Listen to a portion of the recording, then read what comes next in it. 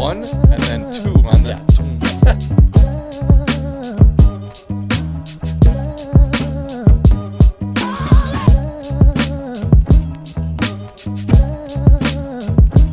All right, welcome to the Throwing Hammers UFC 283 review. Yep, first pay-per-view of the year, right?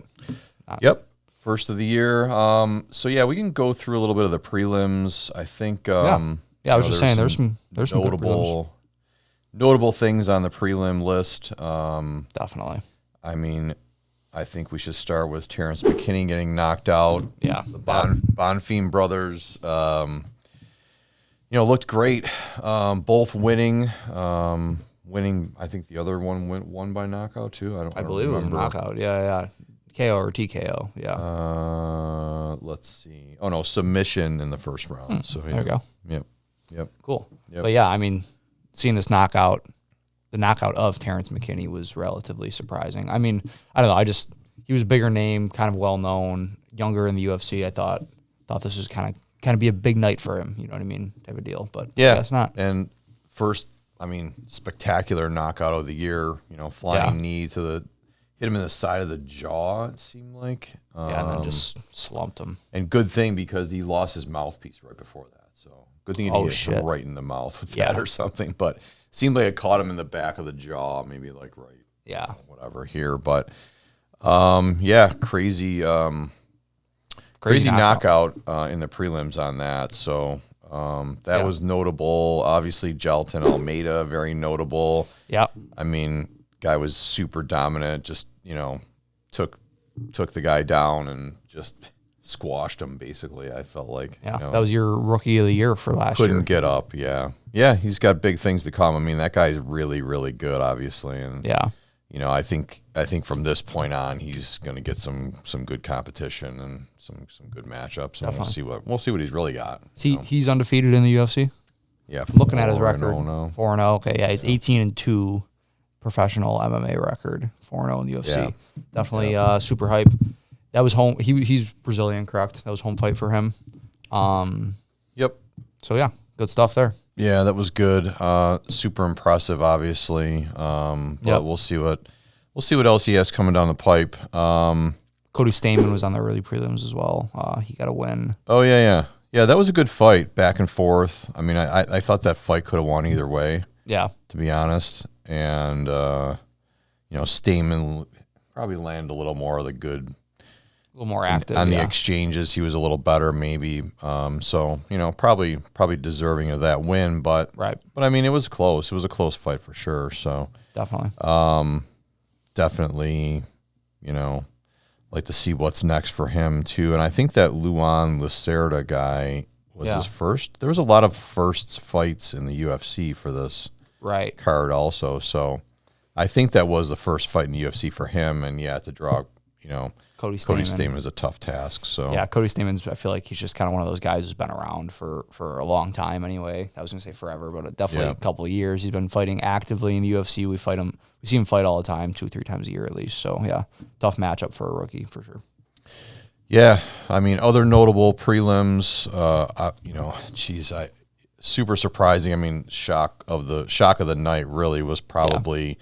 Rodriguez getting knocked out by Ferreira, Robo Cop, surprising, but he got caught. I mean, it was kind of a weird exchange, I remember, and it was just, he ducked a lot of punches and just, threw that straight left hand and, caught him right in the jaw. It was a jab, too. It was kind of a jab. Or maybe it was, like you said, more of a straight left hand, but it was almost like a jab. Yeah. Just shows you how powerful that guy is, Ferreira, or however. Yeah, shocking, and he seemed shocked, too. Ferreira seemed really obviously overcome by what happened. Right. I mean, whatever. But I think that was another guy that I think was his debut in the UFC. Yeah, so. huge night for this Bruno guy, like you said. If it's his debut in Brazil, beats Robo Cop. Yeah. I mean, come on, doesn't get much better than that. And in the way he did too, first round knockout. I mean, geez, good for him. Yeah, crazy stuff there for sure. Then we got Shogun last fight. Retirement fight didn't work out as planned, obviously, but kind of got overwhelmed, and Portiera really just kind of took it to him and, just overwhelmed him with punches or whatever. But it just, I caught him with one. I remember caught him with one really good punch. I think it was like to the back of the back of the ear, behind the ear. Yeah, we always talk about that. Definitely took him off balance, and then kind of swarmed him from there. But sad to see him go out like that. But unfortunately, like I said, it happens. Yeah, happens in a lot of these fights where it's the last, your last hurrah, and you end up losing or whatever. So yeah, this shows you again, it's clearly not a sport for happy endings or anything like that. I feel like a lot of these times, like you just alluded to, these guys who are on their way out, like when you're older in the sport, you just lose. You know what I mean? I feel like it's different between MMA and say like hockey, for example, where a guy's old but he can still have some of the skills to get him through. If you're Shogun or a guy like Shogun, you're ending your career or you're nearing the end of your career, it's really hard to compete with guys who are 26 to 28 in their prime. You know what I mean? Yeah, I mean, Shogun's 43, I think, maybe. Yeah. I don't remember how old he is, but I know, getting up. Well, Glover's 43. That's maybe what I'm thinking of, but I think Shogun's around the same age. But yeah, you're right. It's not, unless you're going out in kind of the prime of your career, like Khabib did or whatever. It's right. It's hard to retire on a high note, I think. Yeah, it's almost impossible in the sport. We're not seeing it lately anyway. So I mean, you go all the way back to guys like Chuck Liddell, who all of a sudden they just lose it. Whether they lose their chin, like it happened with him, or a guy like Shogun, who's just getting towards that time in his life or where he can't really compete anymore with these younger guys. And that's just how the sport is. And that's how I've heard research. Well, I don't know. I heard on a couple different podcasts, maybe Rogan was talking about how your chin, there's research on how your chin gets weaker as you go along in your fighting career. And that's, you take a couple of good shots and, your chin is not what it used to be. Yeah. There's a lot of research being done on that, but I mean, it obviously makes sort of sense. And yeah, it makes a lot of sense, honestly. I mean, and you gotta factor in all the the training time and the sparring rounds, and you don't know how many times do these guys get hit in the face and take a shot and get knocked down. And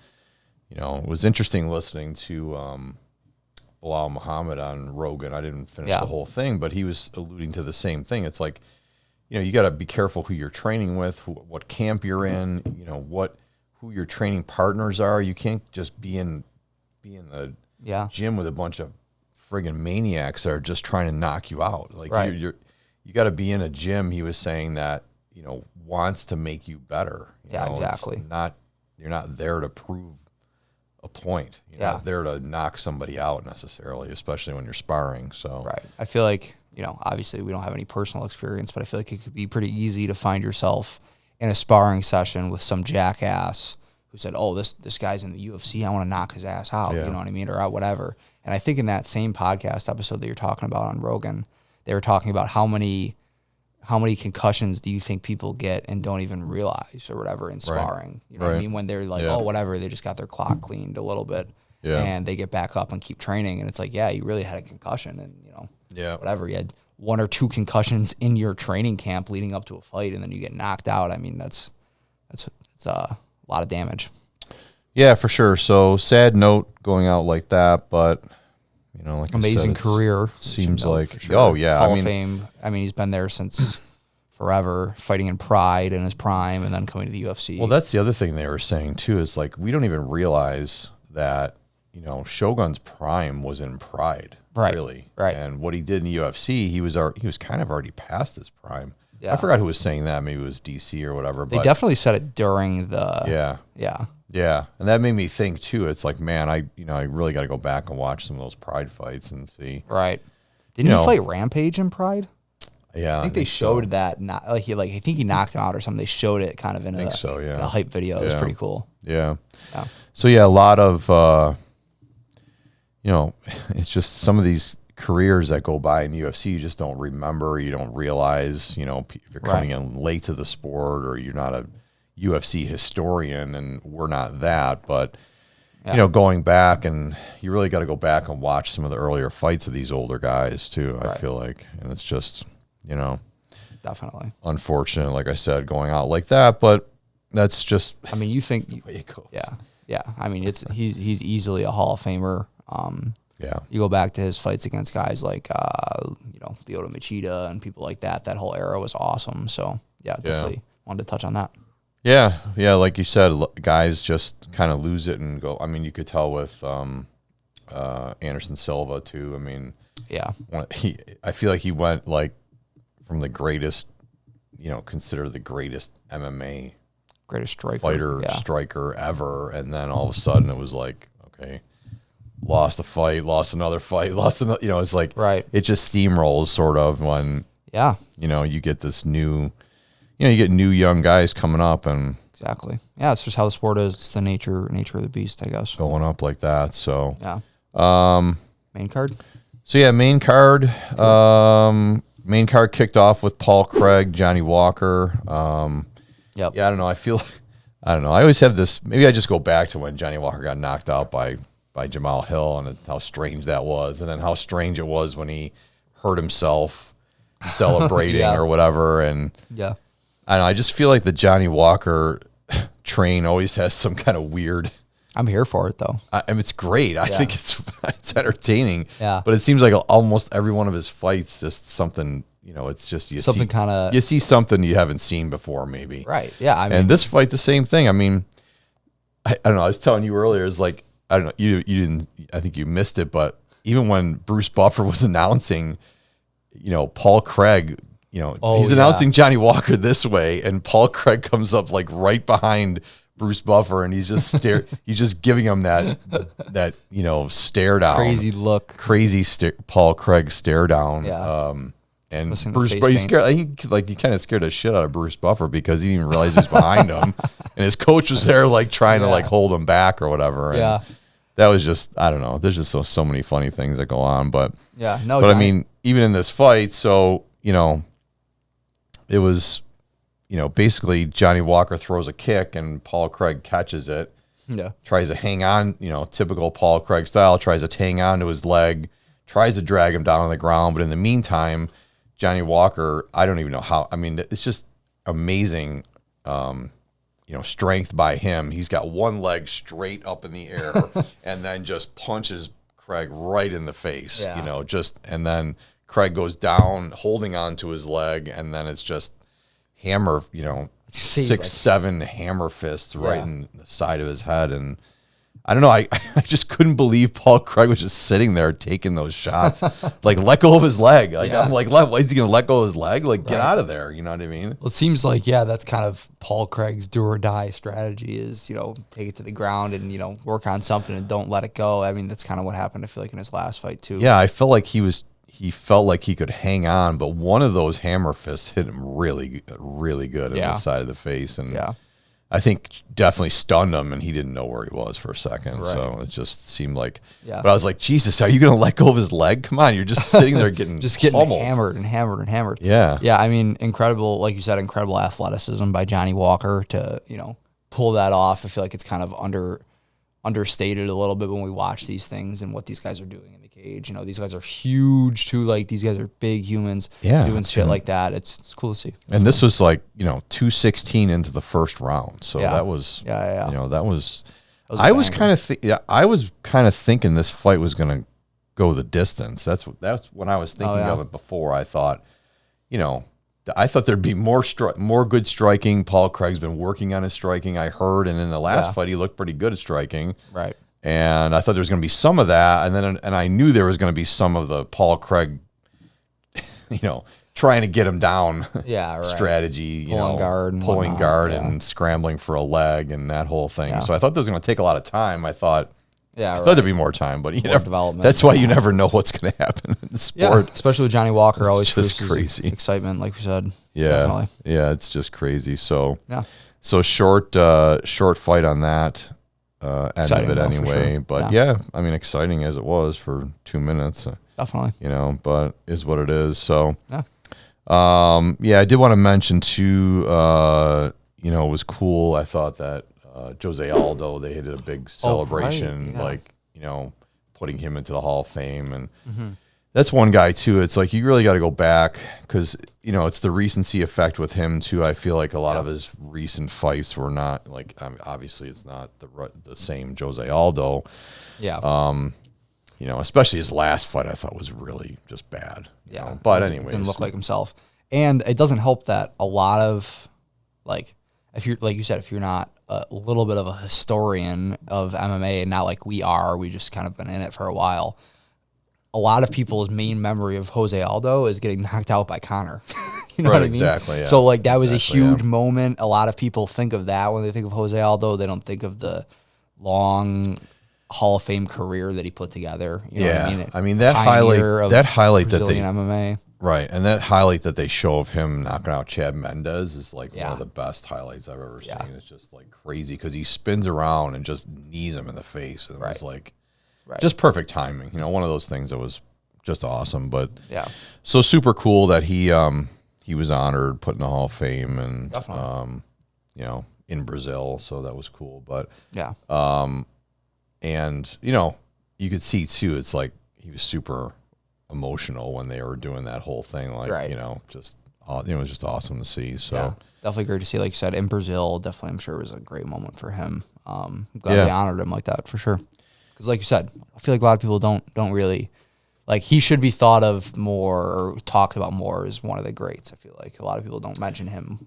Yeah, all time great for sure. That's what I'm saying. You know, but I mean, but that's the thing. A lot of people get into this, you know, like us though. We know that, but it was still kind of before my time really watching UFC and all that. But I mean, you go back, and we've done some going back to watch old fights and stuff that we haven't seen and whatever. But you know, there's always, that's what's great about, I'm not plugging UFC Fight Pass, but if you have UFC Fight Pass, that's what's great about it. You can literally go back and watch any fight that you want to watch. Right. I mean, that's just incredible. Some of the best fights in the history of the UFC. Any of them you can go watch. You know? And I mean, back to Chuck Liddell and Tito, to all before that, UFC 1.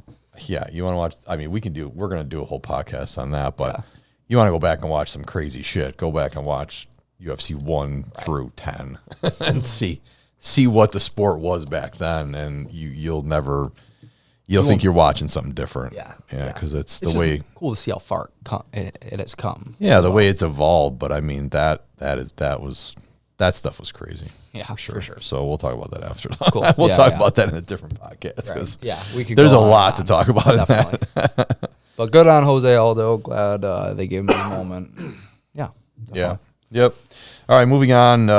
Next, we had Laura Murphy, Jessica Andrade. I mean, I have a lot of thoughts about this fight. It's just complete dominant performance by Jessica Andrade on the feet, and you know, just complete boxing match here. But you know, Laura Murphy just couldn't beat her to the punch, couldn't land many punches, couldn't do what she did against Miesha Tate. You know, looked really good against Miesha Tate, but you know, against Jessica Andrade, who was just, you know, piecing her up. I mean, it was just... there's levels, you know, and that was shown. Well, there's levels, and there's this level, I thought, too, was like, I mean, this is a fight where at least the first round, I thought, she wasn't missing at all. Like, I'd love to see, like, the percentage landed. Oh, it's probably insane. Because she was not missing. Anything she threw, whether it was a punch, a kick, an elbow, a spinning back fist, they all landed. It's funny that you said she didn't miss in the first round, because I remember saying in the third round, to Joe when we were watching it, I was like, I don't think she's missed in 2 rounds. You know what I mean? Every punch was flush.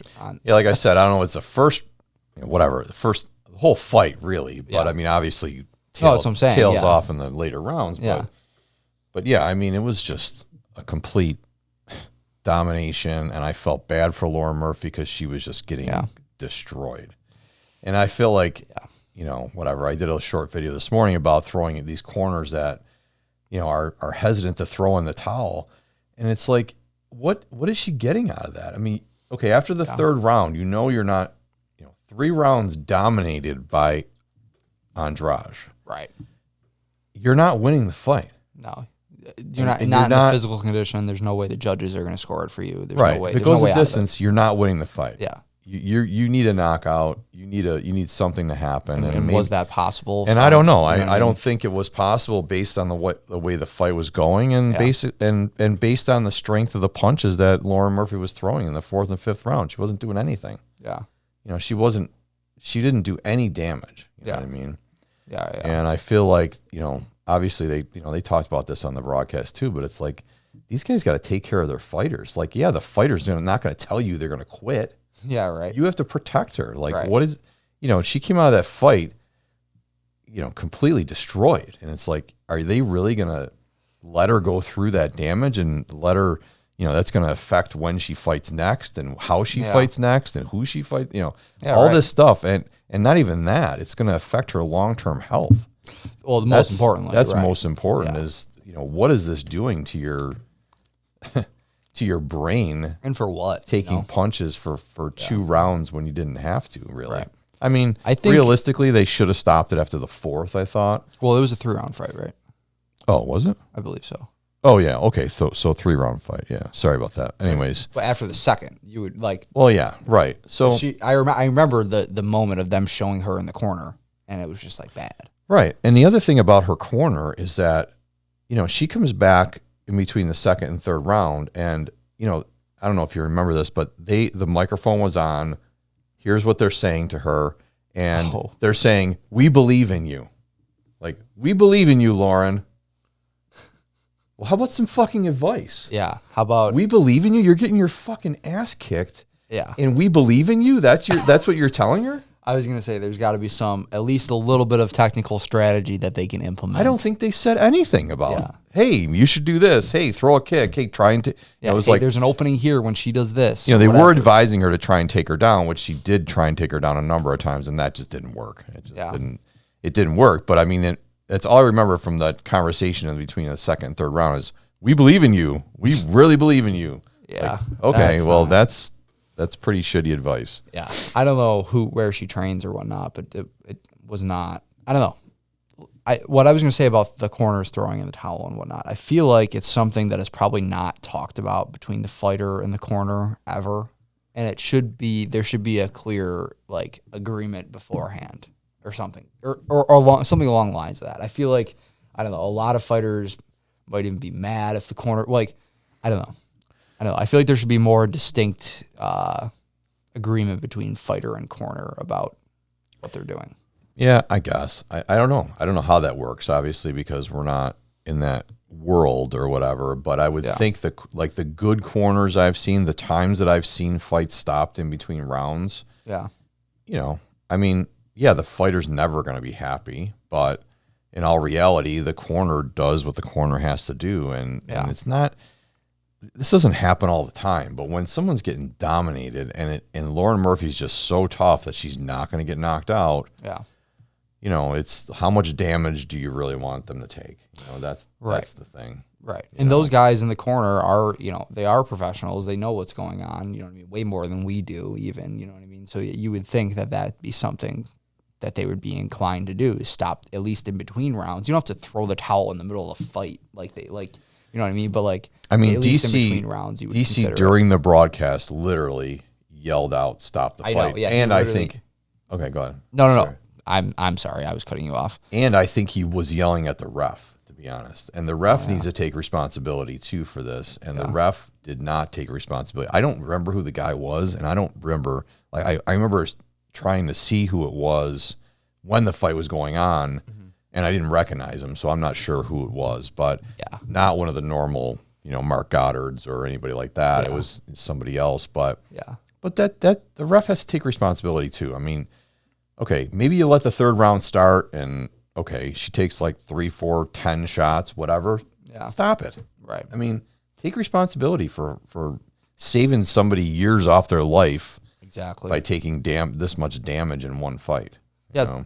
Yeah, that's a good point. I think it's a lot of it is on the ref too, because, the corner is, they're there to do a lot of things. They're there to protect the fighter, but they're also there to coach the fighter and, they have a lot of responsibilities. The ref is there to keep both fighters safe and stop the fight when necessary. You know what I mean? So that's a great point. I think a lot of it also should be put on the ref, whoever it was. It wasn't one of the main guys, Herzog or Herbine. But I mean, to me, it's the equivalent of, okay, someone's on their back, someone's landing ground and pound shots, and they stop it. This is just on the feet. It's kind of the same thing. Yeah, you know, if someone's on their back and they land, 3, 4, 10 ground and pound shots, and they're not really defending themselves that well, they stop the fight. Right. On the feet, it kind of should be the same thing. She wasn't defending herself. Yeah. I mean, she was getting hit with almost every punch that was thrown. Yeah. It's back-to-back great points. I mean, I think, like, I've never really thought about it like that, but yeah, why is it different if you're on the feet or on the ground? You know what I mean? If you're taking 15 unanswered clean shots to the face, you're done. It's over. You know what I mean? If you're not defending yourself well, if you're missing all these blocks and whatnot, it's... Yeah, and obviously, you're not going to stop in the first round if there's 15 shot, whatever, but we're talking 2.5 rounds of this complete domination, and you're just, whatever. Right. It was aggravating for me to watch because I don't like to see people get hurt like that bad. Yeah. Obviously, it's a sport where they're both trying to hurt each other, but to take that amount of extended damage in a fight, not what I like to see. It was past the threshold of what was needed to stop the fight. That's for sure. It's not. That's for sure. But hey, I mean, Lauren Murphy, tough as shit. Jessica Andrade, awesome striker. yeah, great fight. Yeah. I mean, super. Whatever, she did amazing, obviously, congrats to her, but it was, almost felt bad for her. Like, I almost thought that she was going to take her down and submit her in the third round because she just knew that she wasn't going to knock her out, and she's, was too, she's taking too many punches and too many great punches in there, but just weren't putting her down. You know what I mean? And right. I don't know. To me, if I was in that situation, I probably would have tried to take her down and choked her out or something because I don't want to keep hitting somebody that is taking us so much damage. Yeah, I was going to say, I think I saw on Twitter that Andrade said after the fight that she laid off in the third round because her hands hurt from hitting her. Basically. So I believe it. Definitely believe that. Believable. Yeah, that's so. Sure. All right, well, let's move on. We got Gilbert Burns, Neil Magny next. It's funny because I don't know. I was thinking about, like, when this fight was over and the other fights are like, wow, there's a lot of mismatches in this, And then I said that, or I tweeted that, and I was like, I don't know, maybe I'm wrong. This Burns Magny fight, when I really look back at it, it's an interesting matchup because when the fight started, I thought, wow, Neil Magny's long. Like, his huge, arms are super long, his legs are super long, and Gilbert Burns just looked short again. Against him, he looked, so when they were first exchanging, I thought, he's going to have a problem. Like, Burns is going to have a real problem if they're standing up. You know what I mean? Definitely. And I thought, wow, this is going to be a great fight if they, if they're going to exchange on the feet like Burns has been recently. Yeah. Like, this is going to be a great fight because Magny might, he might piece him up. Yeah, exactly. He's so long. Yeah. Or whatever. But obviously that didn't last very long. Yeah, I mean, thinking about it now, when you're saying how lengthy he is, it's impressive that Burns was able to get to his hips and take him down. You know what I mean? I think that it was a mismatch in a sense of, Burns is such a good, such a good jiu-jitsu expert, black belt, whatever. Right. He's just took him down and obviously was over right at that moment. Yeah. Because Magny didn't have any defense for that, really. Yeah. So whatever, I thought it started out like I was thinking, wow, this is could be a really good fight, but obviously over in the first round, submission at 4:15 of the first round. So yeah, I mean, was it a mismatch? Maybe. Neil Magny's number 12. He's he had I think 3 or 4 good wins in a row. So I'm not saying he didn't deserve the fight or anything, but he's a great fighter for sure. And I think it was a good fight for Burns to have because he's trying to build his way back up too. And I think Magny's kind of the quote gatekeeper of that division or whatever. He's been hanging around number 10, whatever, ranked number 10. Yeah, right. But Burns, I think, is thinking that he wants another title shot and he wants to build himself back up there. So I mean, it was good. Definitely. Yeah, sets himself up for another good, top 5 guy, maybe, or 5 or 6, number 6, whoever it is. Yeah, whoever it is. So he ended up calling out Colby Covington at the end. Oh, yeah. In his, and who knows what's going to happen. I mean, there's a lot of, seems like Colby's been off the radar for a while, and who knows what he's going to be up to. But that would be a great matchup for sure. I mean, I definitely like to see that. I mean, then I think I'm almost positive it was fake, but the graphic on Twitter was going around of the next tough season being Colby and Gilbert, which would be cool. That would be a great Ultimate Fighter matchup. But yeah, Colby's kind of off the grid. He got sucker punched, and that was kind of the end of that. So who knows? Just have to see. I mean, what about Bilal Muhammad too? I mean, I think that's a possibility. I mean, if he really wants to move, if Burns wants a title shot, I think he's got to beat Bilal Muhammad. Right. I don't know. I mean, it's like we all forget about Bilal Muhammad all the time. Yeah, him and Dariush. Dariush need shots. I mean, it doesn't make sense that we're talking about, whatever. Colby's probably still ranked number 1, but I don't know. To me, it's like he hasn't fought in a while, and who's he going to fight next? Who knows? But I mean, I would love to see Bilal Muhammad fight Colby, or I'd love to see Gilbert Burns fight Colby. Yeah, both of those are great fights. Great fights for sure. Yeah, definitely. But Gilbert Burns, pretty convincing. Or I'd like to see Burns fight Bilal. Yeah, definitely. That'd be a great matchup, honestly. So great. Any of those scenarios, we're up for. For that. All right, so cool. Let's get to co-main event. Deiveson Figueiredo, the quadrilogy or whatever they were calling it. I didn't know how to. I was going to try to pronounce the word, but I didn't know how. I don't know. I think they were calling it something else too, but quadrilogy. Yeah, I don't know. The longest. I don't even know what you would call it. Whatever. Yeah. You guys know they fought 4 times. Yeah. So who knows? So a lot of controversy in this fight too. I thought. I mean, obviously controversy at the end with the doctor stoppage. But I mean, coming out, Moreno just looked better. I mean, he was landing. True. He was, takedown in the first round, quicker. Yeah. I just thought he looked better, just hands were quicker. Yeah. Figueiredo just didn't have an answer, for the takedowns, I thought. And,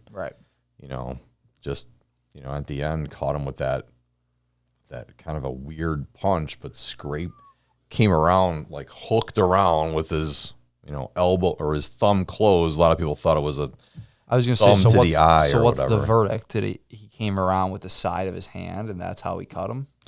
Well, yeah, I think what happened was he came this way, hit him with this part of the knuckle and the glove. Yeah. And it was kind of a scraping punch that started on the outside. Yeah. And scraped across, had a huge welt underneath his eye, huge cut underneath his eye, and then his eye just closed up. I mean, I was going to say, literally in like the post-fight interviews, his eye was closed, couldn't open it. It was fucked. I mean, it was shocking, like to see like when he got hit with that punch. I mean, it really, you could tell he was hurt bad because definitely. He almost he stepped back and thought he got eye poked, you know, or whatever. Yeah. When he really didn't. But I mean, I guess that's hard to tell too. When you're taking a punch like that you don't really see coming too well. Yeah. You're like, I think I got eye poked. Yeah. Right. So you don't know for sure, but I mean, the replay showed that that left hand landing, thumb was closed, but then he reached out with his other hand, kind of pushed him in the in the forehead. It looked like so really wasn't an eye poke on that side either. But I mean, but ultimately ended up ending the fight because round was over after that, shortly after that, and then Figueiredo couldn't open his eye. There's no way, like he couldn't see. Right. It's unfortunate there was a doctor stoppage, but there's no way. I don't think he could have really returned. I mean, fighting with one eye. I mean, it'd be kind of a shame if you let him do that. Yeah, I mean, it is what it is, and stuff like that happens, and obviously the crowd was not happy. I mean, kind of shitty on that Brazil crowd to start throwing shit at Moreno and all that stuff because, whatever, that's just classless, but it's just, I mean, he won, that's for sure. He was like, it's not, if the case was Figueiredo was dominating and Moreno poked him in the eye and they stopped it and somehow Moreno won, you know what I mean? Like, that would be way different. That's not the case at all, and I think that's what a lot of people kind of think the case is, or seem to be reacting that way. Anyway. I mean, in the crowd, it's one thing. You don't, obviously you're not seeing the replays like we are on TV, you know, clearly, and you're seeing them on a big screen maybe or something, and obviously, it's hard to decide when you're there. It's like, and you're fired up, and they're drinking and whatever. It's like got all the adrenaline going. Just, exactly. Obviously, fuck this beer, throwing it. Obviously, it's like they're mad about that, or feel like that Figueiredo got robbed or whatever. Obviously, it's happens. They got home or woke up the next morning and realized they were wrong. Right. So it is what it is. Right, but exactly. But it's still funny to see on Twitter the people that, were still arguing now that they think that it was a bad stoppage or, cheated or you're, calling Moreno a cheater or whatever. It's like, I mean, that doesn't make sense. Yeah. But there's going to be opposing opinions anywhere you go. Yeah. So I don't know. Super impressive with Moreno. Obviously he looked really good as usual. I mean, it's nothing out of the ordinary for him to look amazing. And he did, kept it up. And really dominated the whole fight, I thought. I mean, that was a weird thing too. They went back to the judges' scorecards, and all three had Figueiredo winning the second round. Yeah, that doesn't make. I know. I think DC said something about that too. He was like, even though they had him win the second round, which makes absolutely no sense. Like, that's just scary. It's like, what is going on with these judges? Like, what are they watching that they had Figueiredo winning the second round? Right. It just seems like there's always something that is so contradictory towards the general opinion. You know what I mean? That the judges decide whether it's this second round or whether it's... I mean, that just shows you that these guys cannot let it go to the judges. You just have, these guys have to have it in the back of their mind that you cannot let it go to the judges. Right. You just can't. Definitely. Because look at what might have happened, right? Like, okay, all three judges had Figueiredo winning the second round. Third round, they most likely would have gave to Moreno. Yeah. But like, if this fight goes on in the fourth and fifth, who knows what's going to happen? Like, if the fourth and fifth are tied, kind of, and they go either way. I mean, I was going to say, they're going to give Figueiredo the victory on that. Right. Yeah. Say Moreno slows down a little bit, and I don't know. But in all reality, he won the first 3 rounds. Yeah. I mean, how can you deny that? When you win the first 3 rounds, if it goes to decision, you win the fight. Yeah. Not these days though. No, it's not. So yeah, but I was going to say that's got to be strategy number 1 for any fighter is don't you dare let it go to the judges. Do what you got to do to get the finish, because that's not something you can bank on at all. And especially at flyweight, that's a little hard to do because there's fewer knockouts and, maybe, I don't know about submissions. There's probably, but whatever. I mean, if it's a standing fight like these fights have been mostly between these two guys, then they're going to most likely go to the judges if they don't if something like this doesn't happen. So, yeah, definitely. All right, so whatever, it is what it is. Moreno looks great. Bet. Like if you're like the next flyweight fight, we should bet that it goes to the decision, or like that'd be a good parlay. Like if there's 3 flyweight fights on a card, all of those to go to decision. Yeah, so the decision, I looked at that on DraftKings. Or is it more likely? It's a more likely bet. They know. Oh, yeah, they know. It's not like plus 1,000 or something. It was literally all these other fights to go to this, to go to decision was plus 400 or better. Yeah. This was plus 200. Oh, okay. To go to decision, I think. Yeah. I think it was. I mean, or maybe it was even minus. I don't know. I might be wrong. It was favored to go to decision. It was. It might have been even favored. I don't know. Maybe I'm wrong, but it was. I know the odds were so bad in that favor that I didn't want to even bet it because I was like, no, it's not. Obviously, that might happen, but it didn't happen. So whatever. We're good. So you never know. We're good. All right, on to the main event of the evening. Glover Teixeira, Jamahal Hill. Yep. Yeah. I mean, this. I don't know. First of all, Glover's an alien. I mean, how does he how does he survive those first couple rounds and then come back and really look like he's going to, it's like he got pieced up, got to the ground, almost submitted him a couple times, and then continued on, got pieced up again. Yeah. Late third, all the fourth round. Should have been stopped, I thought. Another one that should have been stopped, I thought. Right. And then gets in the fifth round, opens the fifth round and takes him down. Right. It's like, oh my. Where are you getting the energy? Where is this you coming getting the from? motivation? Like, craziness. Like, it's insane. Especially at his age, taking down someone 10 years younger than him when he's been beaten up for 20 minutes straight. It's insane. It is. He's from another planet, I think. And it's just, I don't know. I thought he took him down. Like, first of all, I thought the fight should have been stopped in the fourth. And then he comes out and takes him down in the fifth. And I'm like, holy shit, he's going to win. Like, I didn't know what was going to happen. Because, well, and that's the thing. Jamahal Hill was tired too. I mean, oh, yeah. I mean, that's the thing. It's these guys are exhausted in the fifth round, and for Glover to take him down, and I thought maybe he had a chance to submit him, but right, could you imagine? Really good on Jamahal Hill. I thought, even though I've been tough on Jamahal Hill for his comments about Dana White, hitting his wife and kind of defending Dana White and whatever. We don't have to talk about all that stuff. Yeah. So, but fight wise, I thought Jamahal Hill looked really, really good and really a lot better than I expected him. Undeniable for sure. Like you said, we're not the biggest fans of him right now, but even so, insane. Yeah. Yeah, and you got to give it to him because, like I said, in that fifth round, he was exhausted, got taken down, worked his way back up, kind of finished the fight on the feet and just landed some amazing combinations. Some those switch stance left kicks he was landing to the head.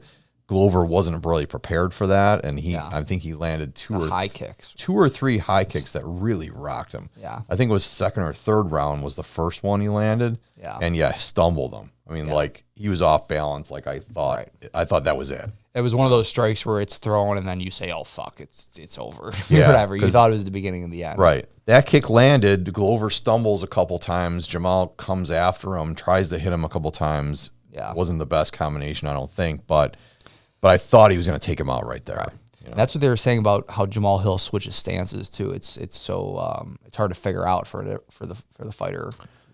Well, and I thought opposing fighter. Yeah, and I thought what was super impressive about what he kind of said. I mean, I didn't watch too much of the after interviews, but what Jamahal Hill was saying after the fight, they asked him about that. They asked, were the left high kicks something that was planned? Mm-hmm. And he said no. That's kind of what he went with on the fly during the fight because he saw something that maybe so it just shows you how intelligent Jamahal Hill is. Definitely. Realistically, fighter intelligent, maybe not Twitter intelligent, but I'm just saying it shows you the fight IQ of Jamahal Hill and how impressive it really was to go out there and take care of this guy that's from another planet. Right. I was going to say because Jamahal Hill's ranked 7. I don't know. I didn't really expect him to look like this, but he's clearly a world-class striker.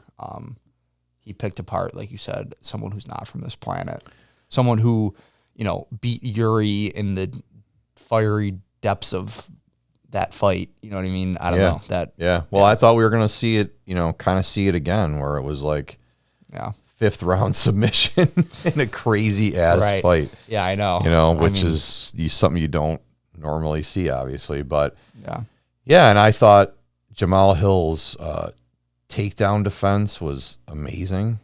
Glover kept trying to take him down. Glover would kind of shoot, wasn't there. He'd get right back out because I think he wasn't convinced. Like if he didn't have it right away, he wasn't going to spend a lot of energy, trying to get him down or whatever. So I think if I remember right too, Glover kind of went for the takedown right away. Yep. Kind of, and Jamahal Hill stuffed it right away. Like right away, it was kind of a thing where he was denying it, and that was probably a little demoralizing for Glover too. That was probably a big game plan for him, big part of his game plan. Yeah. Was to take him down. Yep. So yeah. So really good on that. I just thought, but once again, it's just another fight. I thought the corner should have really taken over, and by the end of the fourth round, I mean, I don't know. I mean, I know Glover took him down in the fifth, but I mean, he was so beat up, super cut up above his eyes, and just a bloody mess and blood flying all over the place. You could even on the announcers table, they were saying that there's blood all their over. microphones were covered in blood. It was like disgusting and whatever. But yeah, I don't know. I just feel like to let a guy go out like that and in his last fight, I just felt like they probably not as bad as the Lauren Murphy fight, but I just thought you just hate to see a guy especially battered like that, especially like him, and you kind of knew if he was going to lose that this might be his last fight, and he did announce that this is going to be his last his gloves fight. down and whatnot. So it was just disappointing for Glover, obviously, and I don't know. I even thought in the back of my head, if Glover won, I thought he might retire. I thought it might be it for him. Right.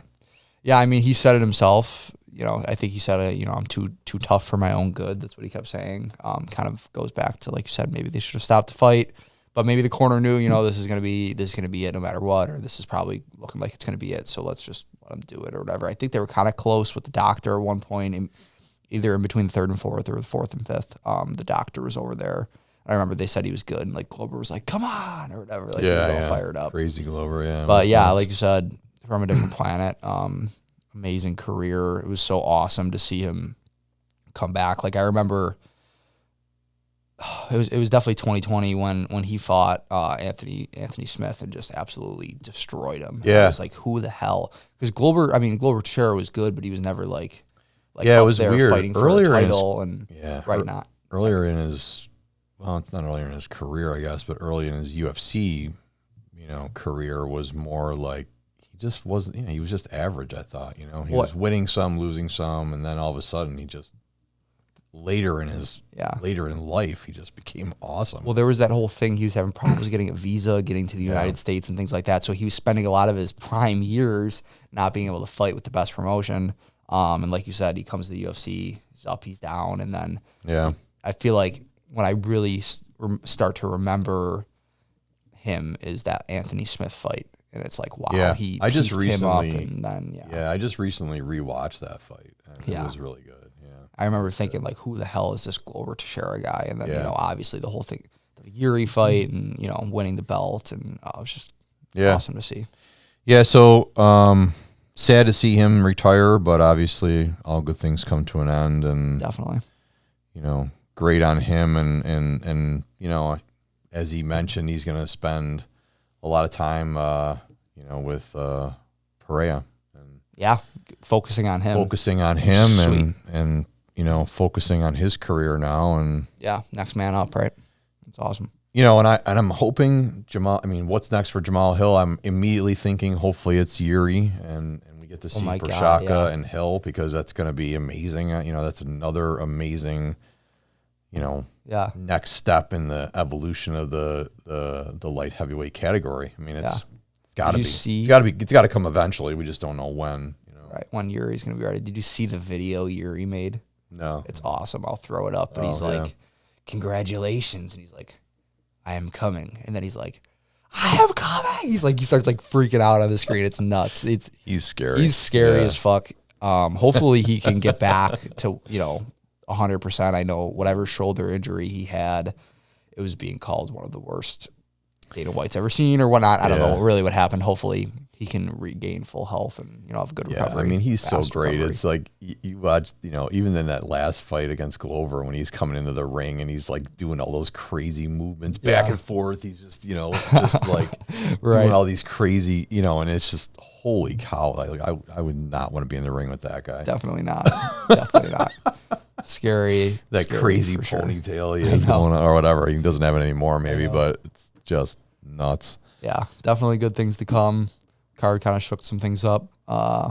Hopefully, like you said, a lot of good matchups coming up for these guys like Gilbert Burns and Moreno, and obviously Jamahal Hill, Johnny Walker. I mean, Johnny Walker, what's next for him? Seriously, I mean, they got to give him somebody top 10, obviously. Yeah, I mean, he was talking about fighting. He wants to fight for the belt soon or whatever. I mean, hey, Jamahal Hill just fought for the belt at number 7. So, I mean, you might kind of think, I mean, who knows? I don't know. We'd have to look at the division a little better, but if Yuri's not ready, and I mean, who knows when Jamahal Hill's going to be ready? That was a war, so I mean, it's probably going to be 6 months at least. But we got to figure out the whole Blachowicz Ankalaev situation.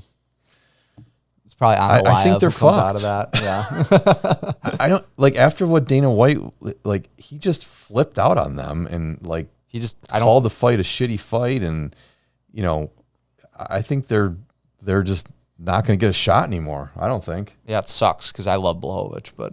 Yeah, I just think that I don't know that situation's so bizarre, but I just think but Ankalaev, I mean, you would think he'd get some kind of shot, maybe. Yeah, I mean, shit. Yeah, Blachowicz has had his few shots. You would think Ankalaev would at least get his fair. Yeah, so I would think it's I'd love to see Yuri, but Ankalaev's in the mix. I mean, maybe Johnny Walker. They streamline him up there like they did with O'Malley. Who knows? I mean. If either of these guys aren't ready, or they don't think they're deserving, or they don't think Ankalaev's deserving, maybe they give Johnny Walker a shot. Who knows? Yeah. I mean, that'd be fun. Yeah, it's always fun. It's always fun with him. Definitely interested to see what they do with the light heavyweight division, though. That's for sure. We'll see what happens with that, but that's it's good things to come. So yeah, I don't know. Overall, I thought good card to start the year. A lot to talk about. A lot of drama, a lot of controversy as usual, a lot going on behind the scenes. Yeah. I like when they go to a country and they load up the card with a bunch of guys from that country. I've always been a fan of that, whether it's Brazil or wherever they go. You know what I mean? Brazil, obviously, there's a lot of Brazilian fighters who are at the top of the UFC. You know what I mean? So this is always a banger. But I love when they do that. They, load up a bunch of the hometown guys or their home country anyway. Yeah, it sounds like they're trying to go back one more time this year too, is what they said at the post-fight press conference, is that they're probably going to schedule at least one more back there.